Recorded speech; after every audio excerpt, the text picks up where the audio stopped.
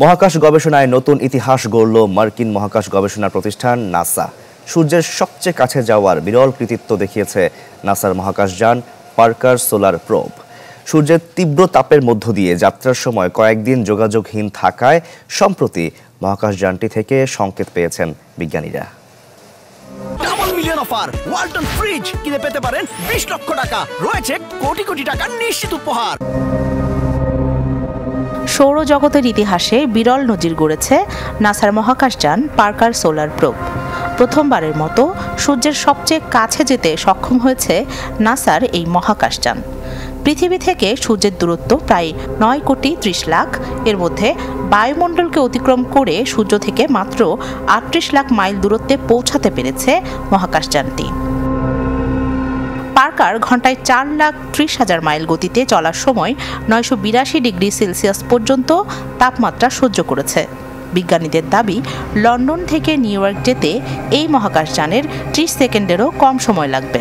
এতে আছে 11.5 সেন্টিমিটার পুরু কার্বনের ঢাল। সূর্যকে খুব কাছ থেকে পর্যবেক্ষণের ফলে সূর্য ও এর আশপাশের পরিবেশ প্রকৃতি সম্পর্কে বিস্তর ধারণা পাবেন প্রত্যাশা বিজ্ঞানীদের। পাশাপাশি সূর্যের বিভিন্ন উপাদান কিভাবে লাখ লাখ ডিগ্রিতে উত্তপ্ত হয়, সৌর বায়ুর উৎপত্তি কোথায় এবং উচ্চ শক্তির কণাগুলো কিভাবে প্রায় আলোর গতিতে ত্বরান্বিত হয় তা আরও ভালোভাবে বুঝতে সক্ষম হবেন তারা। We have never had a human-made object so close to the sun. মানবসৃষ্ট কোনো বস্তু এর আগে সূর্যের এত কাছে আসতে পারেনি। পার্কারকে সূর্যের কাছাকাছি নিয়ে যেতে এর গতি কমানোর জন্য মাধ্যাকর্ষণের সহায়তায় শুক্র গ্রহকে ব্যবহার করতে হয়েছে। কোনোভাবেই গলে না যায়, এজন্য মহাকাশ যানটিতে পুরো কার্বনের ঢাল রয়েছে।